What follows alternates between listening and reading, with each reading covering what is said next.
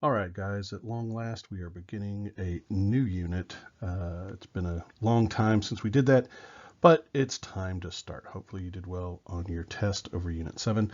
What we're going to talk about today is nationalism as a unifying thing, and the next set of notes will be over nationalism as a way of breaking things up. Let's start with unifying. So first of all, you've got to understand what nationalism is. Nationalism is, it's sort of like patriotism on total steroids. It's the belief that your greatest loyalty should be to the nation of people to whom you belong. This is a nation in the sense of an ethnic cultural group who share a common culture and history. Now, sometimes nations have their own territory and political government that's independent of others, and that's when it's called a nation state. So it is a state, a political organization, a political unit, that is the state, that is dominated by a particular ethnicity or nation. So that's a nation state. And so, what is it that ties a nation state together? Well, there's first of all that nationality. You have to believe that you have some sort of common ethnic ancestry. And sometimes that's not a real thing. Sometimes this belief in a common ancestry is just imagined. Some people in the United States, for example, believe that they are descended from people of various cultures, and it turns out, if they do one of those DNA tests, that they're not at all. Just one example of how you might not actually fit into that nation. They would have typically a common language. You might have different dialects of the language, like we speak English a little bit differently than Yankees up in New York speak it, or the British speak it, or the Australians speak it, but we all basically speak English. So that's what a dialect is. But usually there's one sort of dominant dialect that will be chosen as the language of the nation, the national language. Culturally, you're going to share your way of life with these people. And that extends into lots of things. You're going to eat the same foods, listen to the same music, appreciate the same arts, have many of the same customs. Now, of course, local customs differ and things, but primarily you're going to, and so do local foods and things, but depending on the size of the nation, especially, or the size of the state, especially. But uh, in general, you're going to share those things. So while we don't eat a lot of scrapple down here, they don't eat a whole lot of proper chili up in the north either, but we both eat hamburgers. Okay. You'd have a common past, common experiences. So you're going to share your history. Again, this can be real or imagined. A lot of history is semi-mythical, especially the further back you go. So, for example, Hitler's whole thing with the Aryans was a bunch of nonsense. They weren't descended from Aryans. Aryans were, if you remember, hopefully, people living in India. These were not blue-eyed, blonde-haired, super tall supermen like Hitler tried to make them out to be. It's just a myth, okay? But typically there is some sort of common shared history. Frequently, there's only going to be one dominant religion. There may be different sects of the religion within it, but like Christianity is the dominant religion of Europe, where although there are several different sects, different versions of Christianity that are common, and territory. Okay, nation state has a certain territory that it claims and may make a historical claim to over centuries or even millennia, saying that this is ours. A good example would be the state of Israel, which was created as a nation state in 1947 after World War II. But that was an area that Jews had long claimed as their homeland. Whether or not they actually held it and controlled it or not, which of course they had not for a couple of thousand years. So the advantage of being a nation state rather than simply a nation is that you are organized together. You represent your nation to the rest of the world. You defend your nation's way of life and its territory and the people within it. And it sort of is an embodiment of your people and their ideals. And so having a nation state is, in a lot of ways, very good for a nation to have. They like that, generally speaking.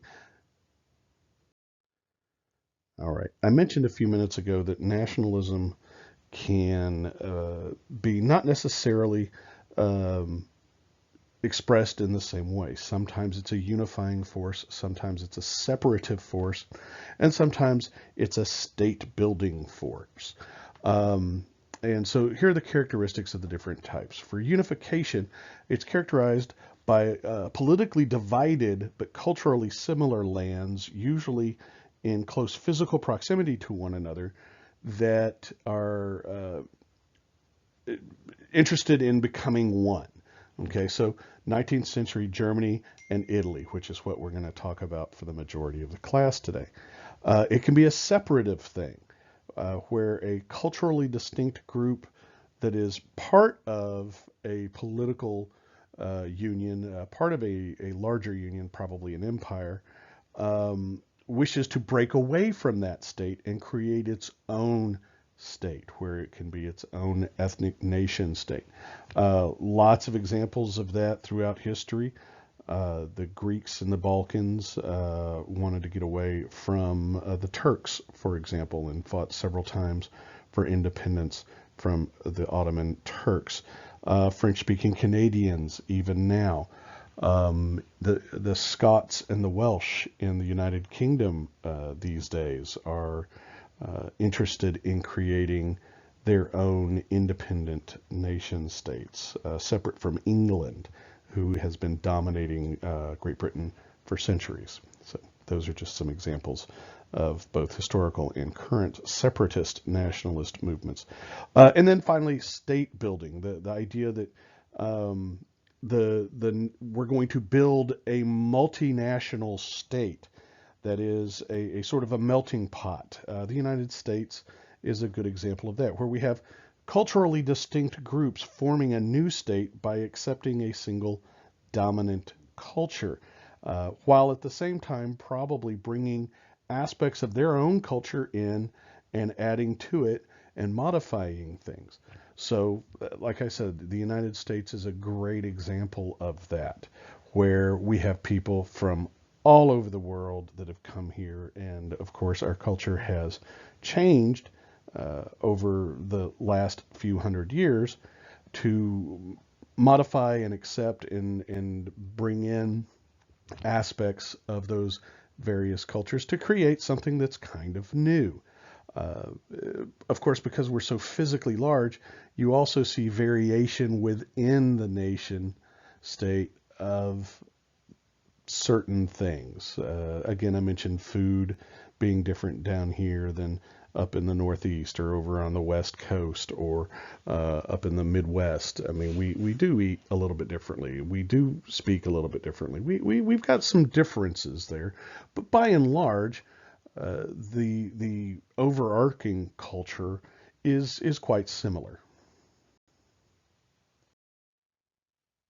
Once again, discussing nationalism as a force for disunity, a separatist issue. In the 1800s, this growing nationalism, and it's growing pretty much around the world, these nationalist ideas are becoming very popular and very in vogue, are going to challenge, well, actually more than three old empires, but in Europe, the three old empires that they're really going to challenge are Russia, Austria, and the Ottoman Empire. But also in the early 1800s, we've already spoken about the independence movements of people in Latin America who wanted to be separate from Spain. Now, it's not quite the same thing because they're largely ethnically Spanish. Okay, there is some shifting from it because of the Indian influence and the separation, the physical separation, but in these three, Russia, Austria, and Ottoman Empire, which we'll discuss more in the next series, it's more intense. Okay, all three empires are eventually going to totally collapse, generally speaking, as a result of World War I, which is what we're leading up to. We've already started leading up to the Great War, but also due to the nationalist movements of these minority groups. So let's talk about the unification of Germany and how nationalism plays into that. This painting here is actually of the crowning of the first German emperor in what's known as the Second Reich by some. It's the German Empire starting in 1870. And you see this fellow in the center there in the white jacket on the ground. That's Otto von Bismarck, who we'll talk about in a moment. And up on the dais, we've got the brand new emperor, Wilhelm I. Hopefully you all recall that the Congress of Vienna was held following the fall of Napoleon in 1815, and they tried to set up a new balance of powers.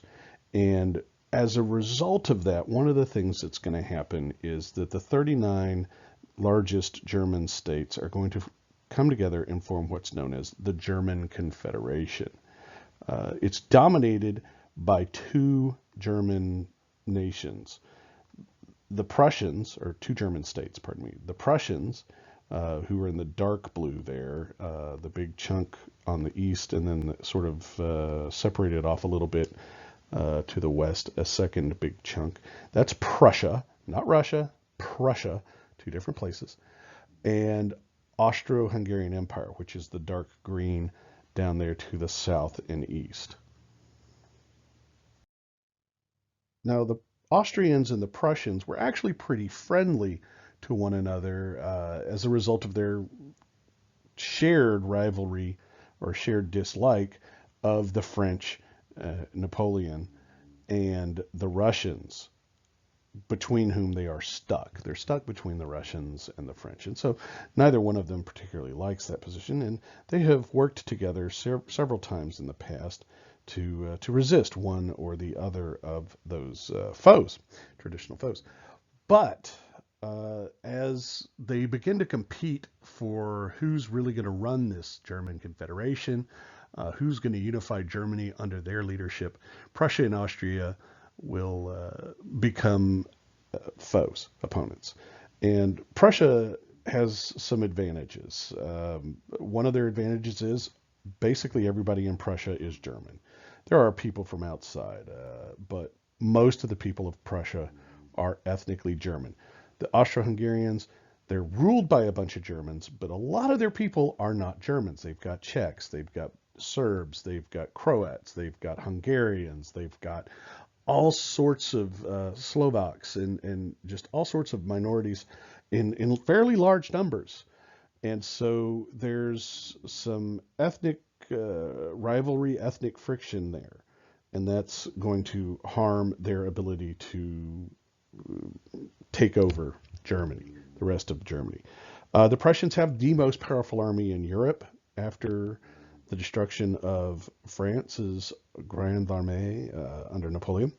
And Prussia has done a lot of work towards industrializing, and they've done it much faster than most of the other German states. And so they've got not only the technology and the factories, but they've got the wealth that those have generated for them. So not only do they have the ability to manufacture the things that they need, both for the military and for the civilian life, but they've also got the money to pay for it. And that's a big advantage. Now, up until 1848, Prussia, like everybody else almost in Europe, is basically a monarchy, right? Various levels of absolutism, but it's essentially a monarchy. Well, in 1848, France sneezes and the rest of Europe catches a cold, as von Metternich had once famously said. And part of Europe that catches a cold is Prussia. And so the Prussian king is pressured to create a new liberal constitution, which will create a parliament that controls the money, for example, very important power to have if you want to control the government, and puts limits on the king. Now, of course, the king doesn't really care for this newfangled stuff and resists it as much as possible, but they do get this sort of constitution passed. So in 1861, this fella here, Wilhelm the First, which is William, of the House of Hohenzollern. The House of Hohenzollern, which is kind of fun to say, is the ruling family of Prussia, as opposed to the House of Habsburg, which is the ruling family of Austria and Spain, for that matter. So yes, the Hohenzollern family rules Germany, or rules Prussia, pardon me, will rule Germany. And the king at the time is Wilhelm I. He takes the throne in 1861. He succeeds his father, Frederick Wilhelm, in 1861. That's the same year that the United States Civil War began, just to give you a bit of an idea of what time period we're talking about. It's the same year as the start of the U.S. Civil War. He was supported in this by the Junkers. That's how it's pronounced, Junkers. It's a German word.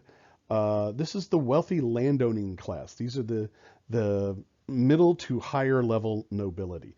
Germany has this weird thing where they have just tons of nobles, but they've got it graded into high nobility and low nobility. And the high nobility, the Hochadel is the term, they're the guys that are going to make up the Junkers for the most part. These are the wealthier, more influential noble families. And the other German nobility, the Adel, they're a little bit less influential. They're sort of middle class. Okay. But the Junkers are the wealthy landowning class. These guys are very conservative and strongly oppose these liberal ideas like elected parliaments and stuff like that, because, of course, they've been in charge for a while. And nobody that's running the show is really interested in a revolution. They don't want to change things. Why? Well, because if you change the rules, if you change the game, then they may not be on top any longer. And of course, once you've been up on top, why would you want to be anywhere else? Well, they didn't want to be. And this becomes an issue when Wilhelm wishes to increase the size, strength, and equipment of his armies. He wants to make sure that Prussia has maintained the strongest army in the world. He needs new weapons for them. The weapons technology has changed. He's actually planning on getting a little bit expansionist and aggressive, and so he needs money to do that with. Well, under that Constitution that got signed back in 1848, when his daddy was king, he's got to have Parliament's approval. And Parliament says, no, we're not going to let you, because they don't want to pay the taxes that will be involved in doing that. Plus, they don't want to give the king more of an army. The king runs the army.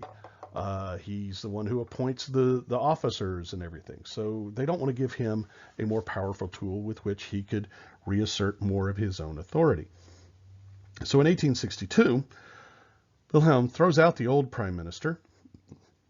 This was a prerogative of the kings of Prussia. They could choose their own ministers, and picks a new guy in order to get what he wants. And the man that he chooses is Otto von Bismarck, who is an extremely conservative Junker, who is honestly one of the most effective politicians probably in the history of Europe, although not really the sort of fella that makes a lot of friends. And here he is, Otto von Bismarck. That's what the man looked like as he got older.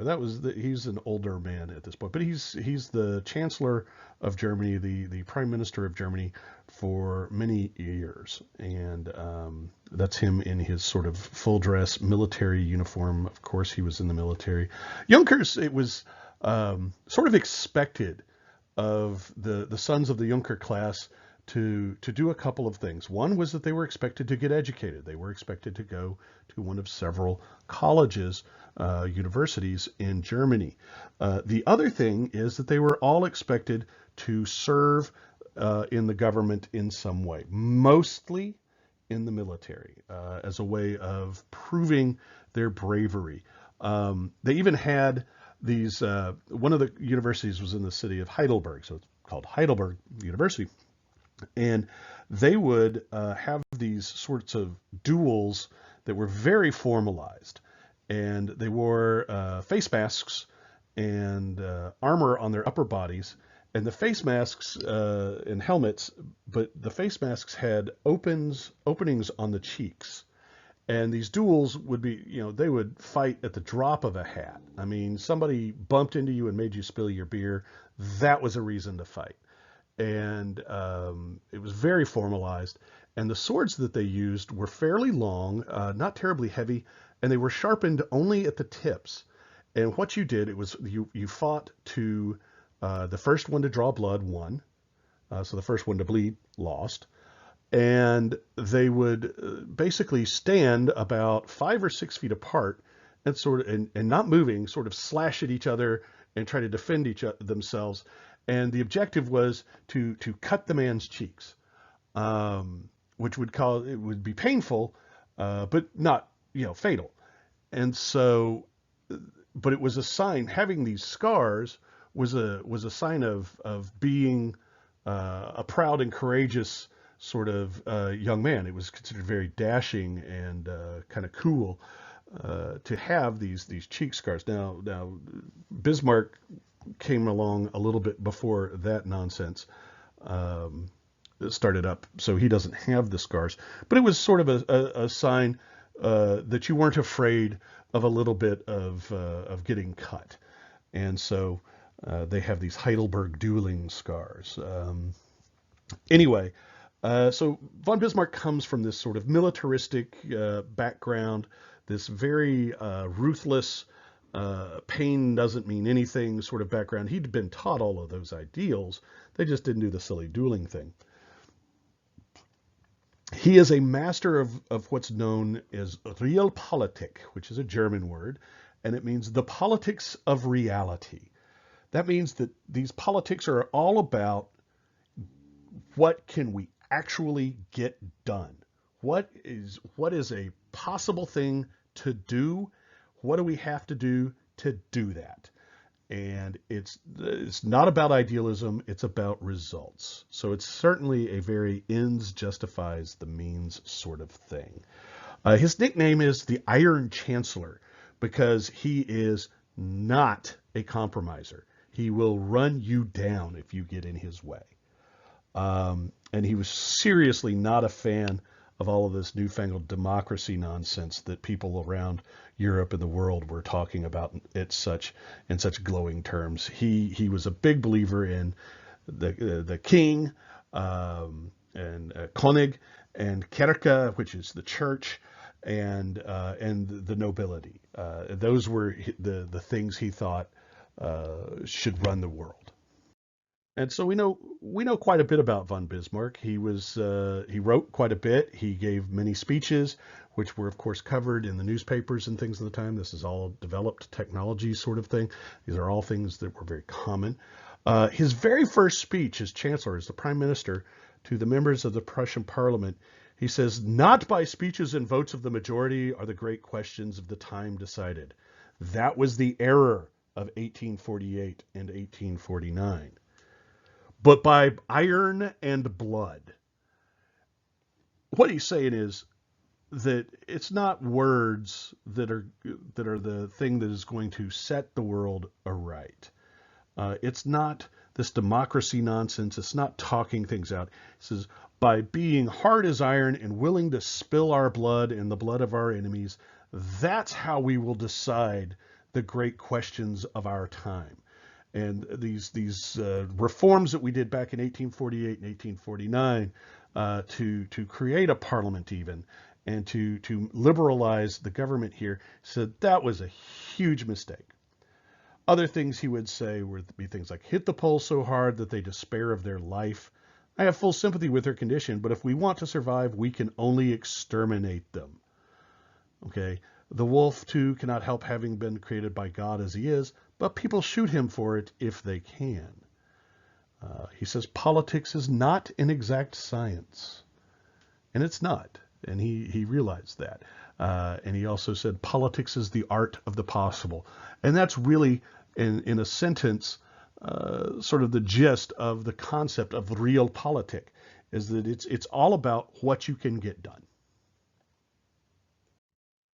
So Bismarck is a pretty hard dude, we can see. And he takes his duty to his king very seriously, but he also takes his own power and authority and position very seriously too. And we'll see a little bit about that later on. So the king wants to unify Germany under Prussia. Wilhelm wants that, and so Bismarck says, "You betcha, sir, that's what we'll do." And what he does is he forms an alliance between Prussia and Austria, and they go to war against Denmark to win two border provinces, Schleswig and Holstein. And here's a little map of that. The yellow down there is Holstein. The sort of bright red and brown are Schleswig, and the darker red is the rest of Denmark. And they go in and they just beat the Danes really fast. The Danish, it's not that they're bad troops or anything, but they're just so outnumbered and overpowered by Prussia and Austria combined. There's no chance. And so then, as a result of winning this war, Prussia will annex Schleswig, which separates Denmark away from Holstein, the southern part down there. And they will give Austria Holstein for now. And by for now, I mean for about a year. Bismarck's entire plan is, okay, yeah, sure, we'll let them have Holstein, and then we'll argue with them over where the border is. Bismarck intentionally stirs up a border conflict with Austria over the boundary between Schleswig and Holstein. He makes an agreement with Italy that if they go to war, if Prussia goes to war with Austria, then Italy will attack Austria from the south, and they will make sure, the Prussians will make sure that when Austria loses, that Italy gets a piece of land that's sort of on the border area between Austria, or in the border area of Austria and Italy, called the Tyrol, Tyrol. And so they goad Austria into declaring war on Prussia in 1866. And it's known as the 7 Weeks' War because the Austrians aren't ready for it. They're totally really surprised by the Prussians essentially insulting them and pushing them until they've got to push back, and they weren't ready. Whereas the Prussians, who knew that that was the point, were. And so the Austrians can't mobilize their army. They can't get all their troops together into one concentrated group ready to fight the war until too late. And the Prussians literally just march down into Austria. Austria's south of Prussia. They march south into Prussia, or into Austria, that is, and capture Vienna and end the war in a matter of 7 weeks. It's just a true butt whipping. Now, they don't annex Austria. What they do is they make Austria give up all of they give up Holstein, for example, and their claims on other parts of the German Confederation, their influence over those other parts, and they have to give up the Tyrol to Italy. And here we can sort of see the results of that 7 Weeks' War. Prussia takes control of pretty much all of northern Germany. Okay, everything from Schleswig down through Hanover that you can see there, from Westphalia and the Rhine province across all the way to East Prussia, which is Königsberg, is actually now part of Poland, but all the way across that. Okay. In 1867, the remaining states of the northern part will join together and form the North German Confederation in 1867, basically right after the defeat of the Austrians. The southern German states, really there's only three left. Austria, which is going to stay Austrian, Bavaria, which is that pink sort of part in the middle there, with the smaller states of Württemberg and Baden, but they're not as big a deal. Bayern is fairly good size. And then over to the left there, you have two provinces that are mixed German and French. It's Alsace-Lorraine. How much German is there? Well, the name for German shepherds, before we started calling them German shepherds, was Alsatians. That's the region those dogs come from. So that's how tied to Germany that region historically has been.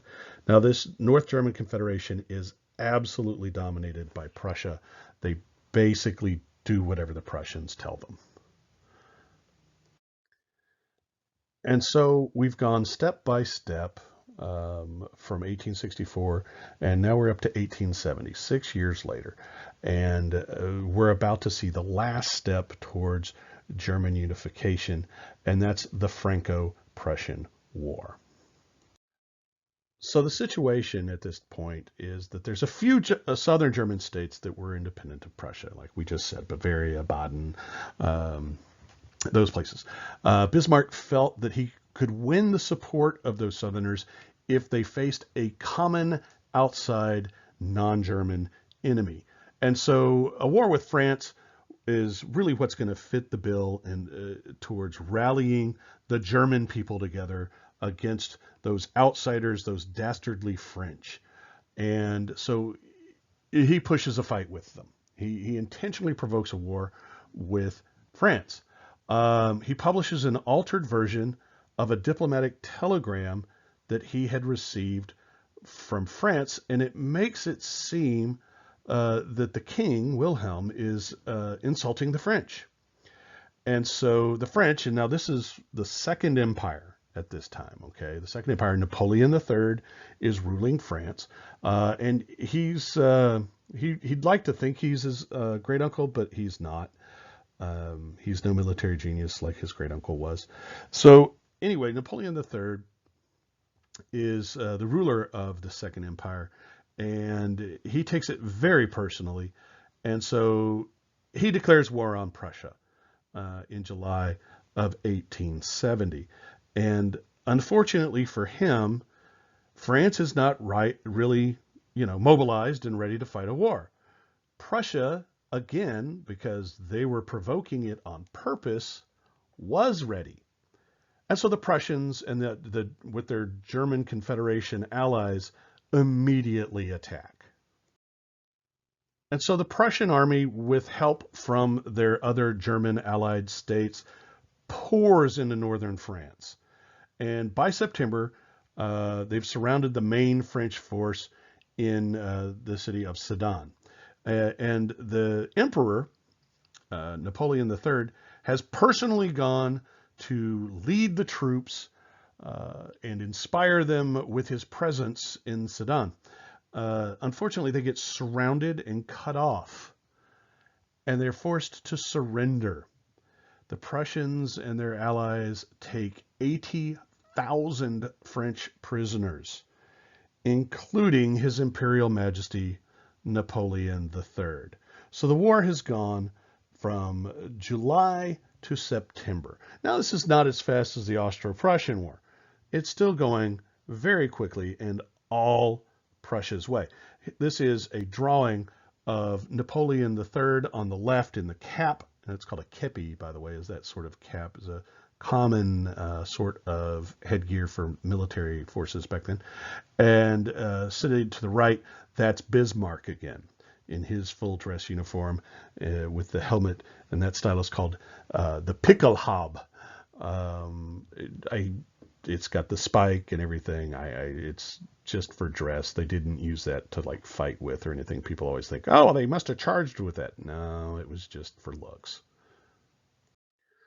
So the emperor has been captured and is basically forced to surrender. Well, the French people refuse to surrender. They overthrow the empire's government, um, and declare themselves the Third Republic. By golly.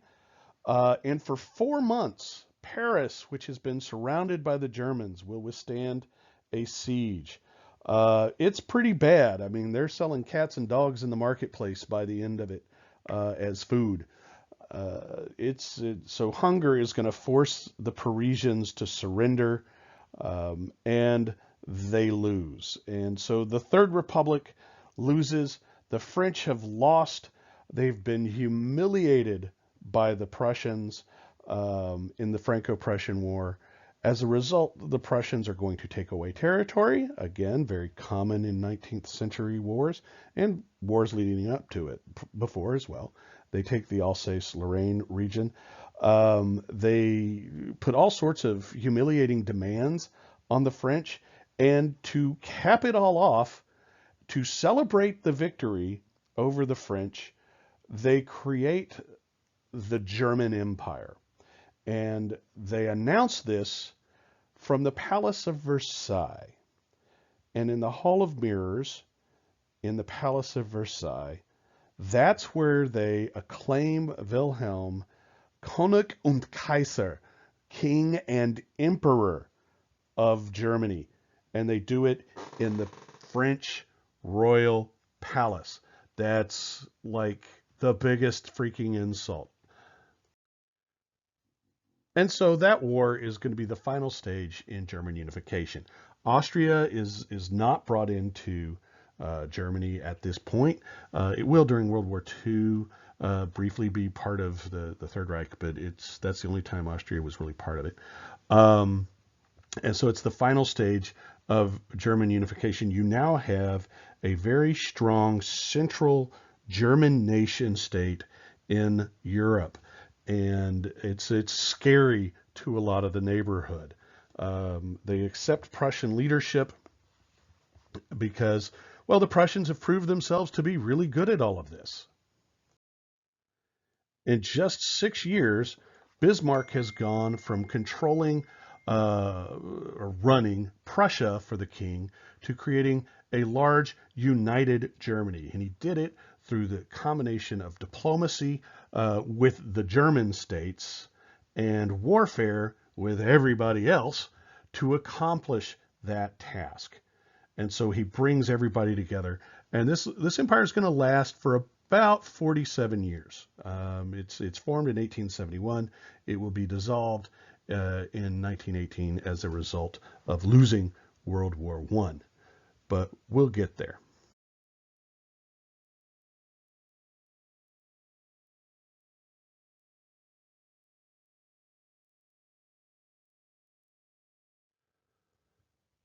When this German empire settles, this is really going to break down the European balance of power.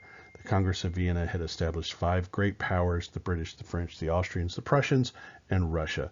But by 1871, Britain and Germany are clearly the most powerful of the two, far more powerful than the other three combined. And so this balance of power had broken down. And that's going to lead to future warfare.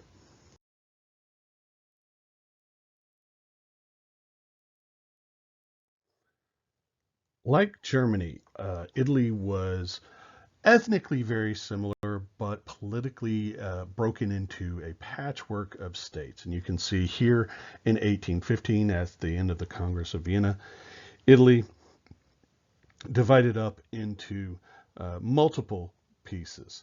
Austria ruling the Italian provinces up in the north of Venetia and Lombardy. The Spanish rule the kingdom of the two Sicilies, which is the entire southern half of Italy. And the Pope himself actually was still the ruler of a secular nation beyond being simply a religious leader, and controlled the area through the middle there, the red, called the Papal States.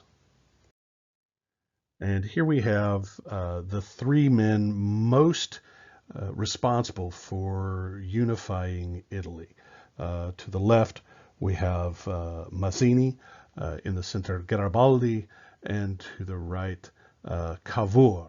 And Cavour has that's just some magnificent mustachio he's got going there. Garibaldi and Mazzini have manly beards, but look at that face ferret Cavour's got. Giuseppe Mazzini formed a nationalist group known as Young Italy as far back as 1832. And what he wanted was to get all these foreigners the heck out of Italy and unify his nation based on their common culture, their common language, their common history of having been the Roman Empire, their common faith. They were all Roman Catholic, basically. These are the things he wanted to use to mold a new unified Italy, kick those Spanish suckers out of the southern half, and make Italy for Italians. And this Italian nationalist movement is called Il Risorgimento, the resurgence, basically the return, the resurgence, the return to power of the glory days of Rome and the Renaissance and all of these things.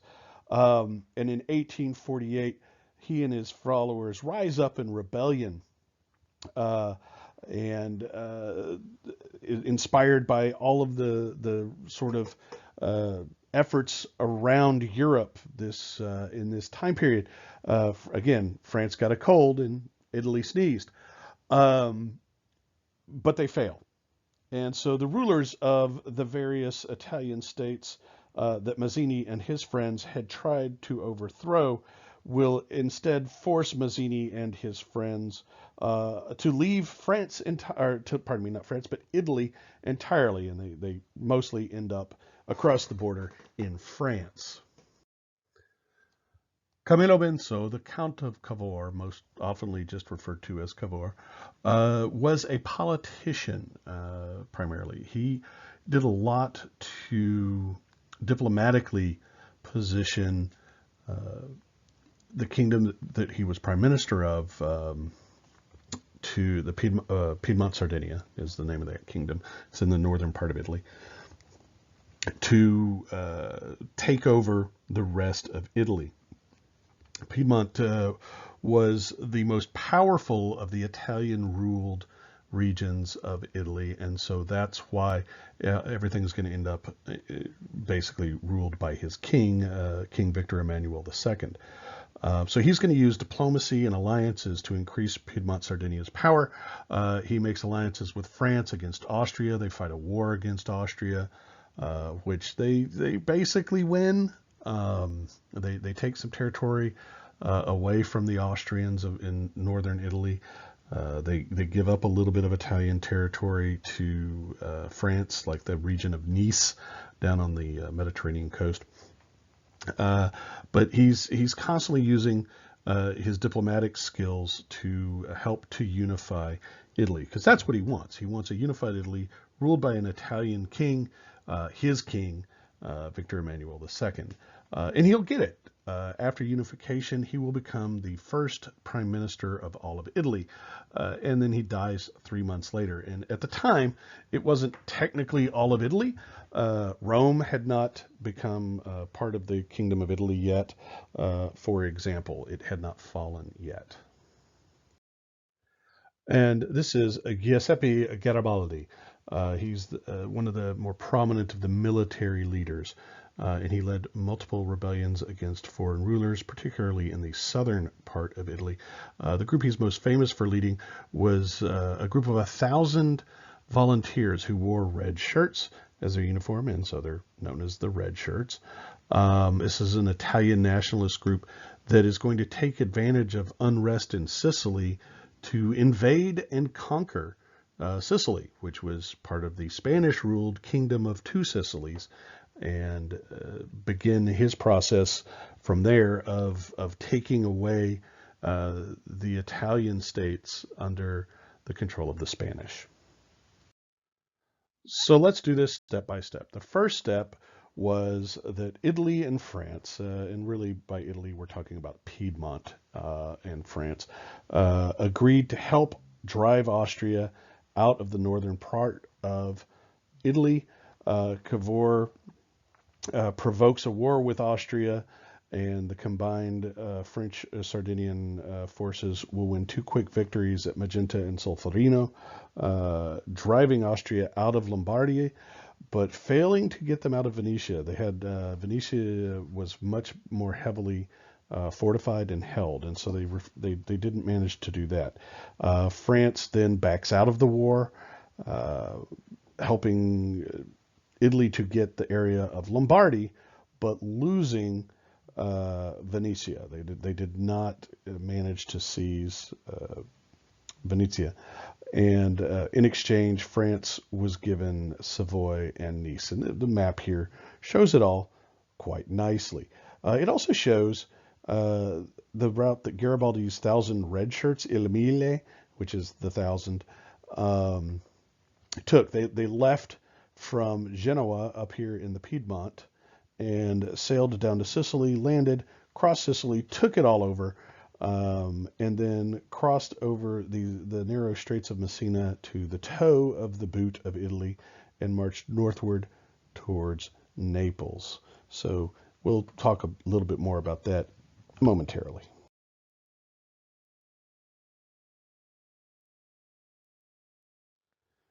This next step is a diplomatic and political one. Victory over Austria, although not total victory, it was somewhat of a victory, helps to spur up the nationalist feelings among Central Italians, and they hold plebiscites. That means literally they go and they have a vote. They go to the people, the common people, and ask them to cast their votes. In 1860, plebiscites in Parma, Modena, and Tuscany result in those regions choosing to join the Kingdom of Piedmont Sardinia. And so we have now a northern section that's Tuscany, Modena, Parma, Lombardy, the Piedmont, and the island of Sardinia, that is all now together as what's forming into the nucleus of modern Italy. Parma, by the way, is where Parmesan comes from. So we like that place.